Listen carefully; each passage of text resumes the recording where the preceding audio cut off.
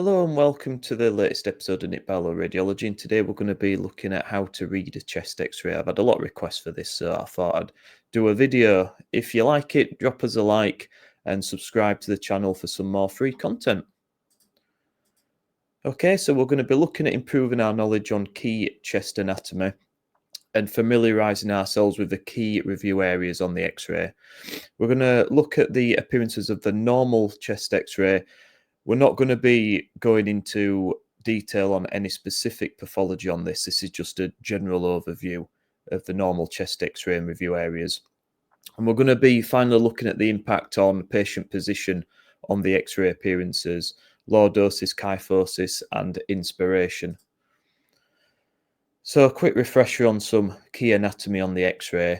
So obviously we've got the lungs here on both sides, and then we've got the mediastinum centrally, composed of the heart and major vessels. So if we start on this right hand side, we've got the lateral border of the brachiocephalic vein coming down here into superior vena cava, and then we've got the hilar structures here. Then we've got the right heart border, which is mainly composed of the right atrium. We've got the cardiophrenic angles here. So this is the angle between, if we follow the hemidiaphragm round, we've got the heart border and hemidiaphragm coming in at an angle there. And we've got pericardial fat pads sat on both sides there. Sometimes these can be quite big and can mimic pathology. So it's just the fat pads, if they are large, they'll be continuous with this heart border and come down in a triangle shape. They'll have a grey appearance. So it's just something to be aware of. Costophrenic angles at the lateral aspect, you want to make sure those are nice and sharp, that there's no fluid or pleural thickening there.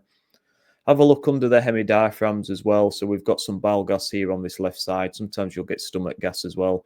If you've got gas on this right-hand side and you've got clear definition of the dome of the liver, then that implies some free gas. So it could be perforation. They might have had a recent abdominal surgery. It's just something to be aware of. You come up on this left-hand side of the mediastinum. So this wall here is a left ventricle, and you've got the left atrial appendage in this section here. Got the left hilum, and then above that we've got this sticky out thing here, which is the aortic arch. So the aorta comes up here, comes round at the arch, and then back down. And just above that, making up this left border here, we've got carotid artery, subclavian vein, and jugular vein. Need to look at the ribs as well. I start by looking at the anterior section of the ribs, then the posterior, and then the lateral border. Don't forget to look at the shoulders as well. There might be an anterior dislocation of the humeral head. There could be a fracture. There could be destructive bone lesions. It could be anything. And just have a look at the soft tissues as well. So in female patients, just check the breast tissues. They may have had some previous breast surgery. Sometimes overlying breast tissue can make the underlying lung look quite dense as well, because you've got soft tissue sat over it. So just make sure that that's symmetrical. Don't confuse that with any pathology. If we go into some more microscopic detail, so we've got what's known as the secondary lobule. So this is the smallest component of the lung, and it's made up by the alveoli, the bronchioles, and pulmonary artery. You've also got the pulmonary veins coming in there as well, and the lymphatics surrounding it. And each secondary lobule is separated by what's called interlobar septa. Normally you can't see the interlobar septa unless they become filled with fluid, and that's an important consideration in things like heart failure, where you start to see things called septal lines or septal thickening, where fluid starts to accumulate within the septa. And we'll talk about that in a later video.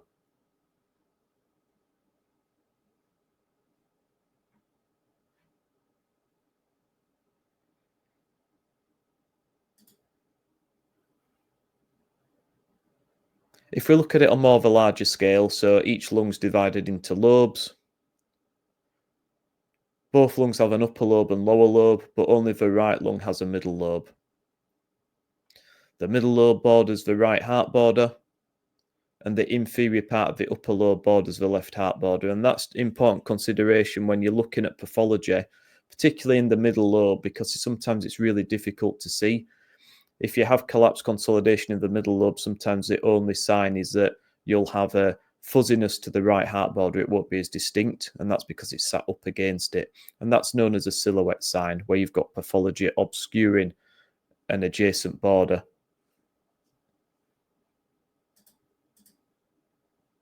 One normal variant to be aware of is an azygous lobe. So this is where the lung wraps around the azygous vein. It happens about 1 to 2% of patients. And what you get is this tadpole-like appearance where you've got the vein here and then you've got lung that's folded in on itself coming up here. I don't normally comment on this on the report, but it's just something to be aware of, so you don't confuse this with a nodule.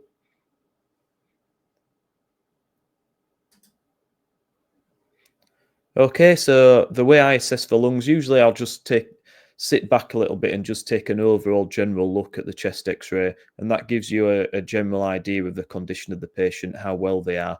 And then we start to zoom in and we zigzag from the top down. And it's really important to remember, try and invert the lungs, because you've got 3 key areas where pathology can be missed. At the apices, because you've got rib and clavicle overlying, that can obscure underlying pathology. Similar principle behind the left heart border. You've got all this heart here obscuring this section of the lung, and below hemidiaphragms as well. The lung probably comes to about here posteriorly. So again, a large section of these lower lobes is obscured. By inverting it, it just means it gives you a little bit of a clearer definition between the differences in density.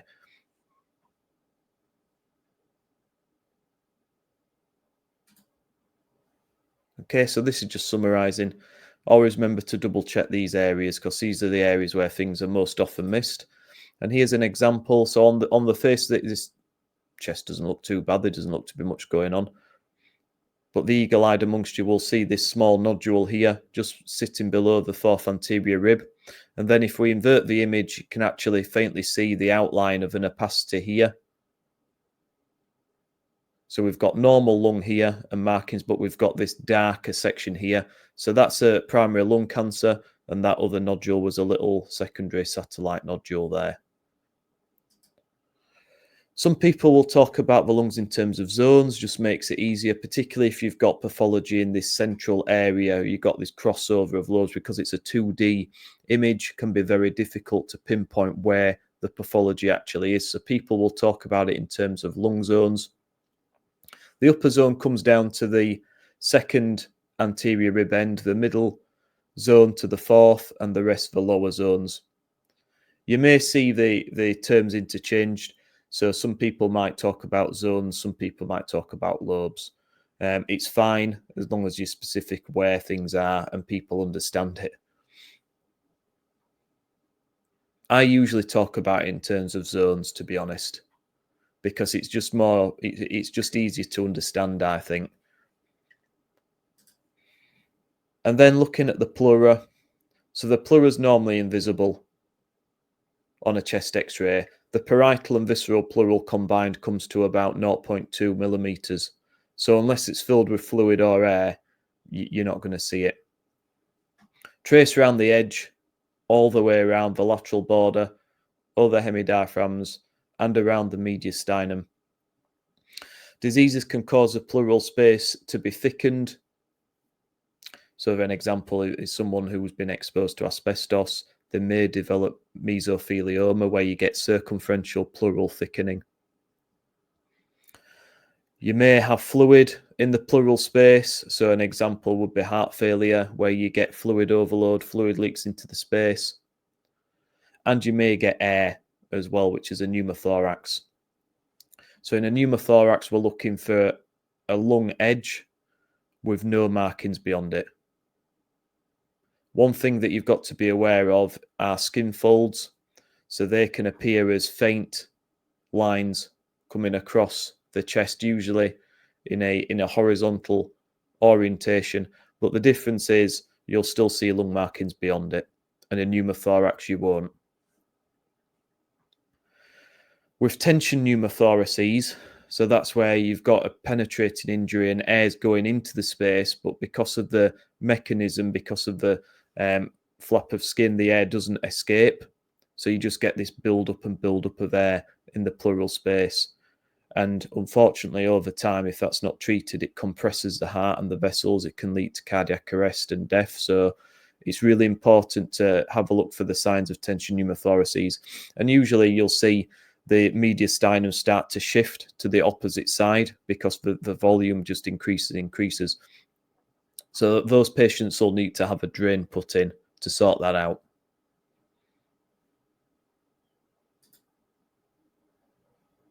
The next part of the assessment is to look at the airways. And the large airway is usually visible on chest x-ray. So we can see this lucency coming down here. This is a trachea. And it splits at what we call the carina here into the right main and left main bronchi. Usually, the small airways can only be seen when thickened because they're so small. Some of the larger airways we can see, but the smaller ones you can't. But when you get things like bronchitis and you get bronchial wall thickening, that's where you start to see them. And the lungs look a lot busier. They look a lot coarser. If we look at this, this is an end-on bronchus. And the wall's supposed to be as if you've drawn it with a really sharp pencil, really thin. In chronic conditions, the wall becomes thickened. You can get something known as a signet ring sign. So that's when you get thickened bronchial wall and you have an artery sat next to the bronchi, and it's supposed to look like a bit of a wedding ring type shape.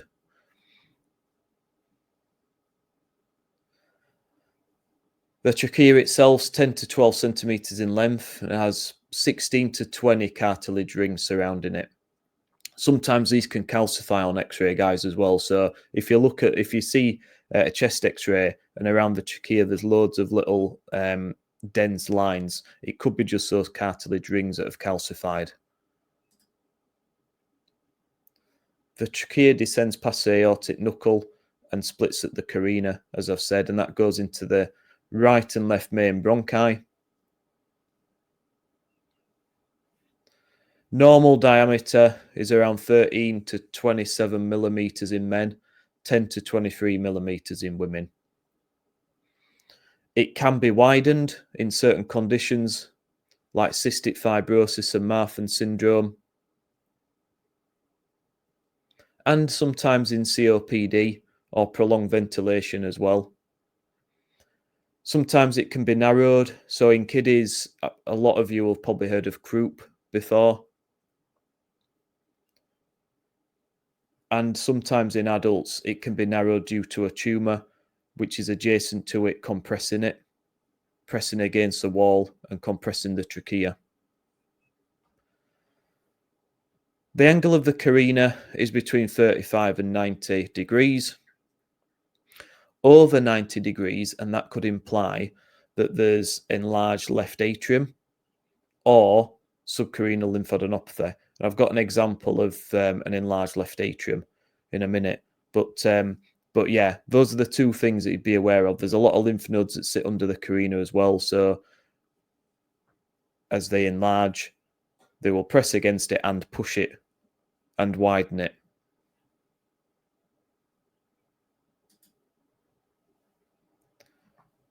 If we look at this here, we've got trachea coming down, and then when we get to the carina, we notice this angle is very, very wide. Okay, it's wider than usual. And if we look at this right heart border, we've actually got two borders here. We've got one here coming down here and one here. So this is right atrial, left atrial enlargement, sorry. So the left atrium sits behind. Remember, this is the 2D image. So the majority of the left atrium is sitting posteriorly. So this is the border of the left atrium that is enlarged coming around the back. And we see the hilar angle is exceeding 100 degrees. As a note, this patient's got a mitral valve replacement and some median sternotomy wires in place.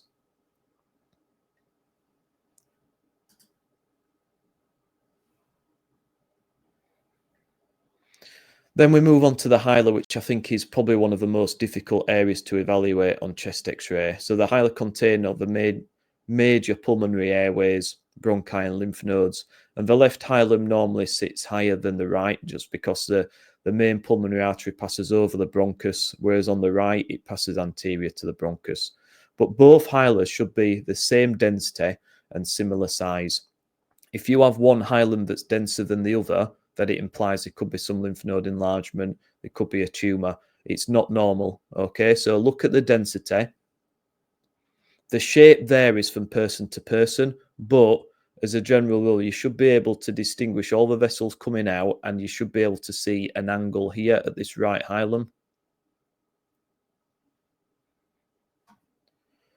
Very, very difficult in practice. So I would say the two key things to take away from the hilar is look at the density and can you distinguish the vessels? Look at previous x-rays. Do they look the same? If it's the first x-ray, check those two things. And if there's any doubt, you could always do further imaging such as a CT to see if there's anything going on there.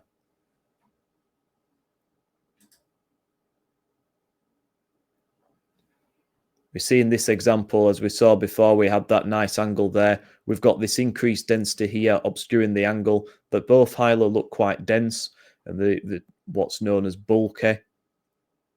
So this is where we've got bilateral hilar lymph node enlargement.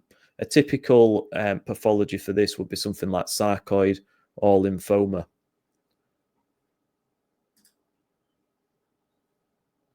Pulmonary arteries, so deoxygenated blood passes from the right ventricle to the main pulmonary artery, and it splits into the left and right main pulmonary arteries, which then pass into the lungs.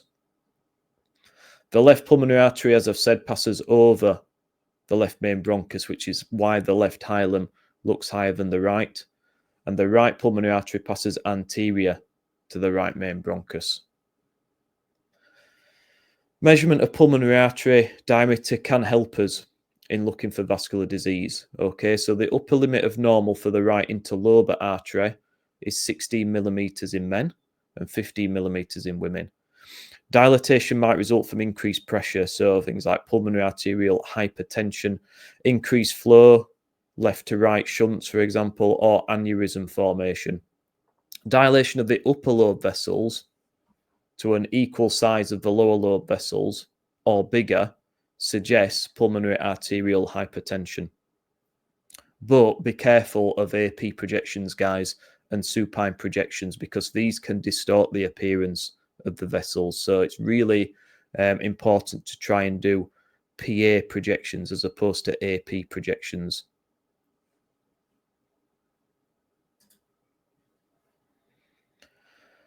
Okay, mediastinal contours. So key structures of the heart, aorta, hilar, and paratracheal regions. The aorta comes over, it arches over the left main bronchus and descends centrally behind the heart. In older patients, you can get unfolding of the aorta.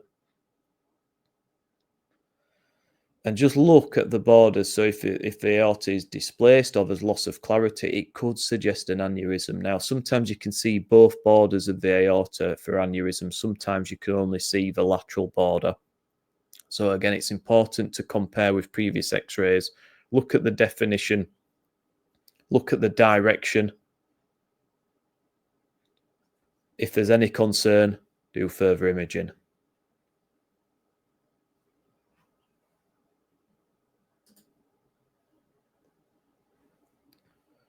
One thing that we can use to help us in reading the mediastinum is something called the aortopulmonary window. So that's located between the aortic knuckle here and the left pulmonary artery. Should be concave in shape and lucent where you've got the lung there, which is air filled. If it's obscured or if it's convex, then it raises suspicion of a central mass or lymph node enlargement. The only thing we've got to be aware of is, as I said, in elderly patients, you can get unfolding of the aorta, so it will come over and obscure this. So again, check previous x-rays. If it's new, then that raises concern that there could be something going on under there.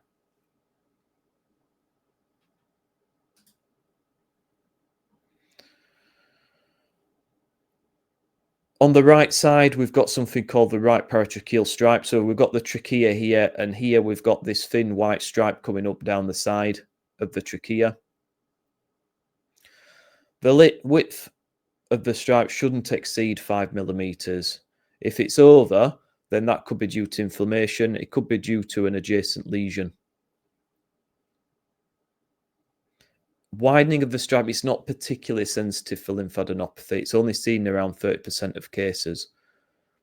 But it's still something to be aware of because there's lots of lymph nodes lining here. So it could be due to lymph node enlargement. But the main concern, if you suddenly see increased density here, would be a tumour.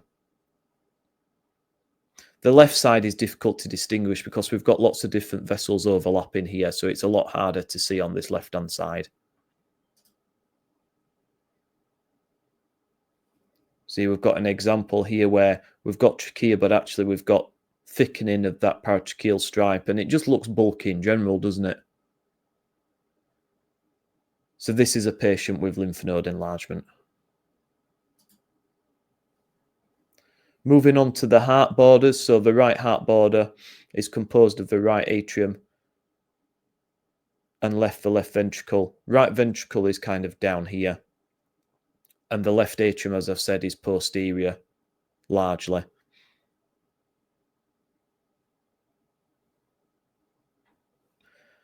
Important things to note that the left heart border sits at the lingula, so the inferior portion of the upper lobe.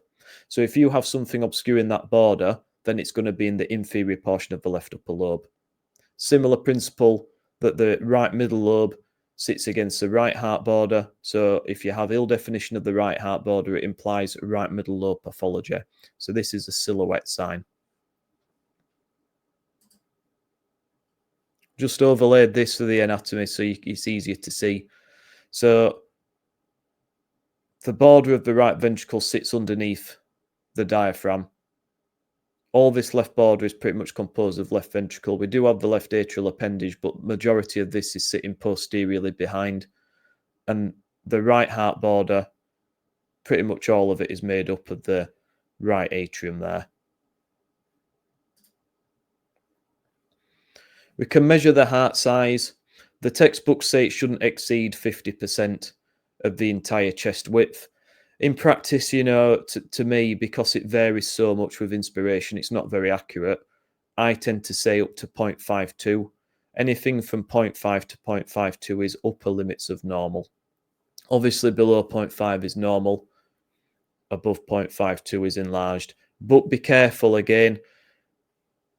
This is only on a PA projection, guys. Okay, so for people that don't really know much about X-raying, if you put your hand on a flat surface with a light shining above it and raise your hand, the shadow gets bigger and bigger the more distance from your hand to the surface. And it's the same principle with X-rays. So the reason we do chest X-rays PA or posterior anterior from back to front is because the heart and mediastinum sit towards the anterior aspect of the chest at the front. So there's less distance between the heart and mediastinum and the image plate. So it's a more accurate representation of heart size. If the patient's AP, and we're doing it the other way around, there's a bigger distance between the heart and the image plate. So the heart will look larger than it actually is. So on an AP X-ray, for me, if it's between 0.5 and 0.6, then you can't accurately assess it. If the heart size is over 60% of the width of the chest, I would still say it's enlarged. And obviously, if it's below half, then it's still normal. So it's just something to be aware of. Just look at the projection when you're assessing heart size. And remember, it's not accurate. It's more important to compare with previous X-rays. And if the heart has suddenly increased in size, then you'd be more worried. If it's 53% the width of the chest, but it's been like that for 2, 3, 4 years, then I'm not as concerned. Okay, so compare with previous X-rays and just be aware of the projection as well.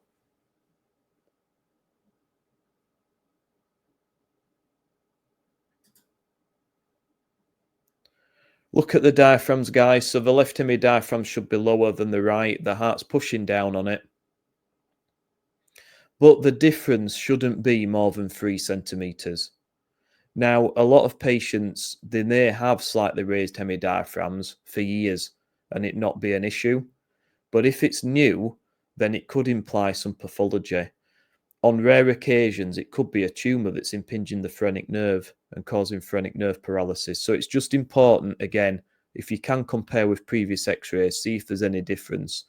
If it's the first x-ray and there's a difference of more than 3 centimetres, it might be worth doing some further imaging just to see if there's anything going on there. You can get something called eventration of the hemidiaphragm, which is a focal weakness in the diaphragm wall.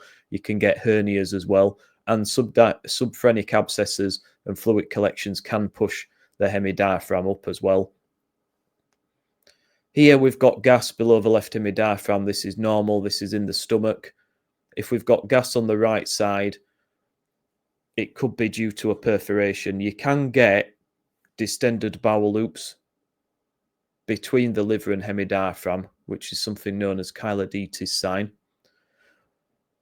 What we're looking for there is that sometimes you can see the haustral folds of the bowel, and you won't see a clear definition of the dome of the liver. If you see a clear definition of the dome of the liver and a crescent shape of there, then that implies free gas. Could be perforation, might have had a recent laparoscopic procedure where air has entered because of that to open the patient up. So it's important to make that definition.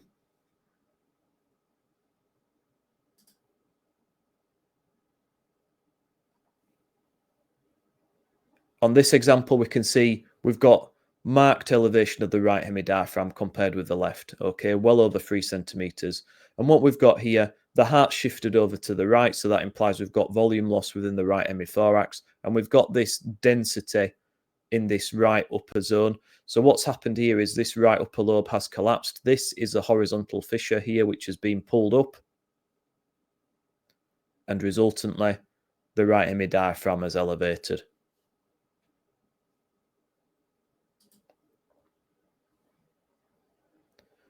This is a patient in resuscitation, and we can see here we've got this large amount of gas below the hemidiaphragm. This is the superior part of the hemidiaphragm and on the left-hand side, but we've got this large amount of gas below. We can see the contour of the dome of the liver there really nicely.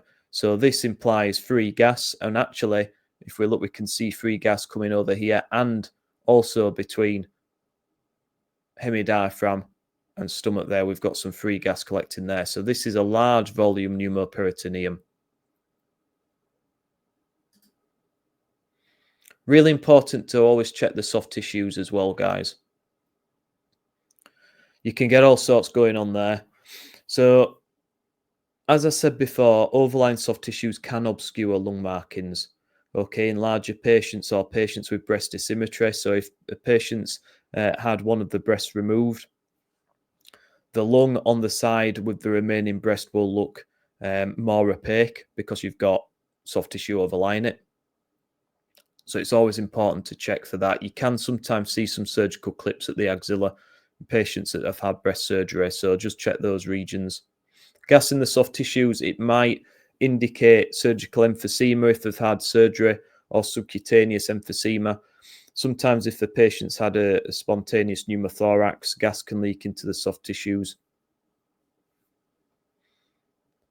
Beware of nipple shadows because they can mimic lung nodules. So if we look at this example here, we have this little opacity here and here.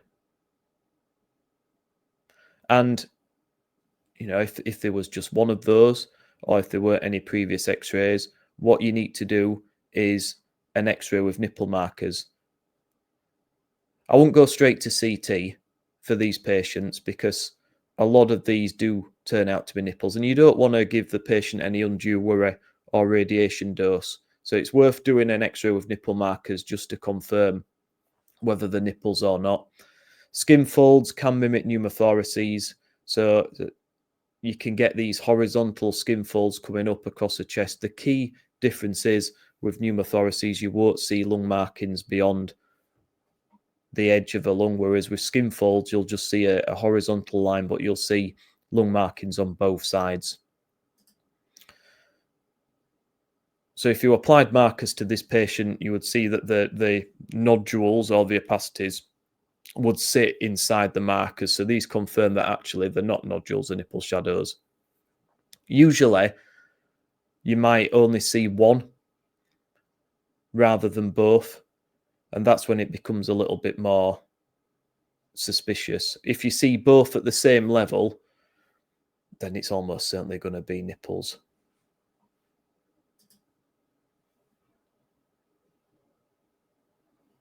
Important to check the bones as well.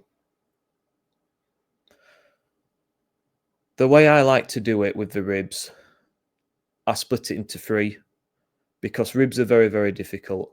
And sometimes minimally displaced fractures, you just cannot see on X-ray. It's only when the patient goes to have a CT that you start to pick them out. But I always look at the anterior aspect first, then the posterior, and then look at the lateral border. You should be able to see the 5th to 7th anterior rib ends. Any more than that, so if you're starting to see the 8th anterior rib onwards, then it would imply that the lungs are hyperinflated. Things like emphysema, asthma, and the diaphragms will be more flat. They will be flatter. But you should be able to see anything between 5th to 7th. If there's any lucencies, any sclerosis, any destruction of the ribs, it could imply metastatic disease. Certain vascular conditions like coarctation of the aorta, which is focal thinning, narrowing of the aorta, then you can get something that's known as rib notching, where you've got increased blood pressure, the vessels sat underneath, and the underside of the ribs erode away, and you have these notches underneath. Remember to check the shoulders, clavicles for any fractures, dislocations, any sinister pathology. So we'll look at this chest X-ray, we're looking at the lungs and they all look fine. We're looking at the heart and the vessels and everything. Even the ribs look okay. And we're just about to verify the report and send the patient on the way. And then we notice this lucency here at the humeral head.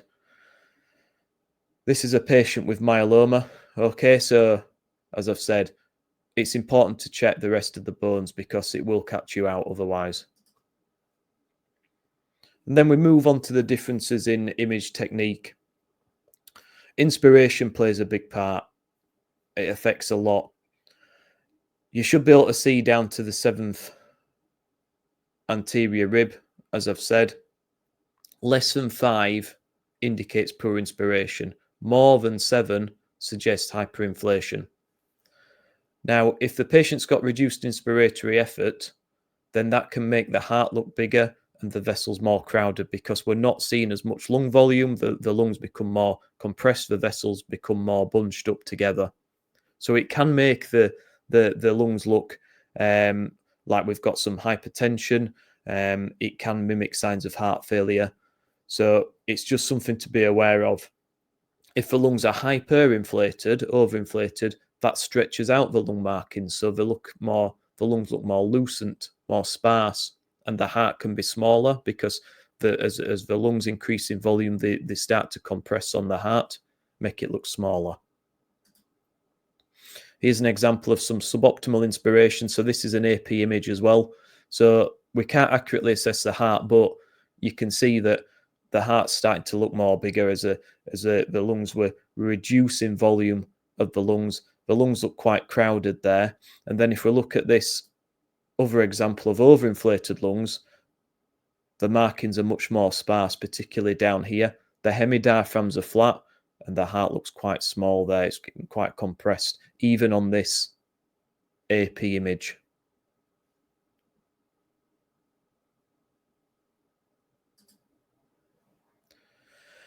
I've already kind of covered the difference between AP and PA X-rays, but as I've said, the reason we try and do on PA is because the heart sits anteriorly, and the closer we can get that to the image plate, the more accurate a heart size we're going to see on the X-ray. So unfortunately, some patients, they can't stand or they can't sit up against the plate. You know, some patients that are really poorly, they're either laid down or they just don't have the energy to get up and do these type of x-rays. So we have to put the plate behind them. But you've just got to bear in mind that the sacrifice to doing that is you can't really accurately assess the mediastinum because it'll look magnified.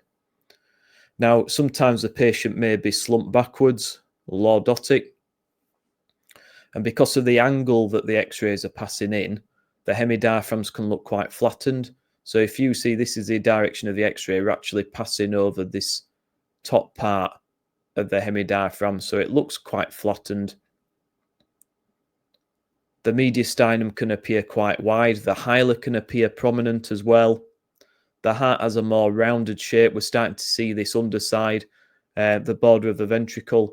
The clavicles will be high. That's a key indicator. Okay, so the projection is throwing the clavicles off the top part of the lungs. And the ribs, the posterior ribs in particular, look quite horizontal. Really, the only decision we can make is on the lungs because everything else is distorted. I mean, we can maybe see rib fractures and things, but even, you know, assessment of those anterior ribs is very difficult on here. So really, we can only assess the lungs.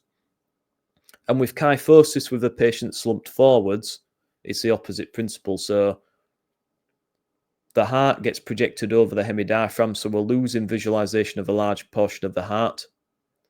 The clavicles are low, much lower down. The ribs are curved, really difficult to assess.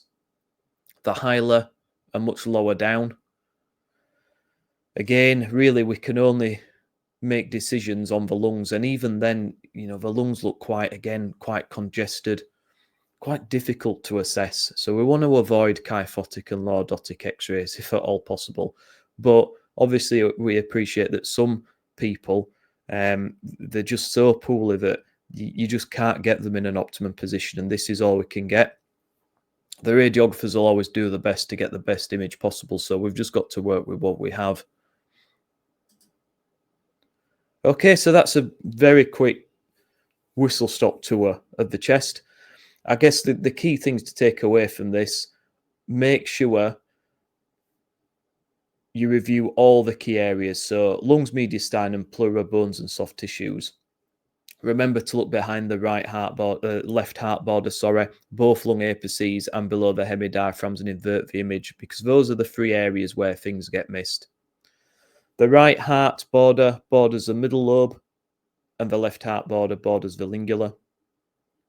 So if there's any obscuration of the right heart border, it's going to be middle lobe pathology. Left heart border, it's going to be lingula or inferior part of upper lobe. Now, the only region you can look at on lordotic, kyphotic x-rays accurately is the lungs. So that's why we try and always get the best image possible. Ideally posterior, anterior, so we get a really good representation of the size of the heart and the mediastinum. Don't be afraid to, if you're a referrer, request a repeat x-ray if you're not able to see what you need to see. And for radiographers, don't be afraid to do repeat x-rays if it doesn't look quite right, or if you see something suspicious and you want to do a further projection, go and do it. It's better to do them and have them there rather than not and potentially miss something. Just some links to some further reading. A lot of these are quite old, but the principles never change. So there are lots of really good books out there on chest x-ray interpretation and normal chest appearances. But I've included some books and a couple of articles as well for you. There's obviously the usual online image banks as well that you can go to for examples and more detail. But yeah, guys, that's a very brief overview of how to read a chest x-ray and some of the implications on patient positioning. I hope you enjoyed it. I hope you found it useful. Drop us a like if you did and subscribe to the YouTube channel for more content. Just add in the comments if there's anything extra you want us to discuss. If you've got any comments on the content and the detail, I've tried to keep it quite simple and brief. but cover all the main areas. So I always appreciate feedback, guys. So, and yeah, thank you very much for listening. And yeah, we'll see you next time. Bye for now.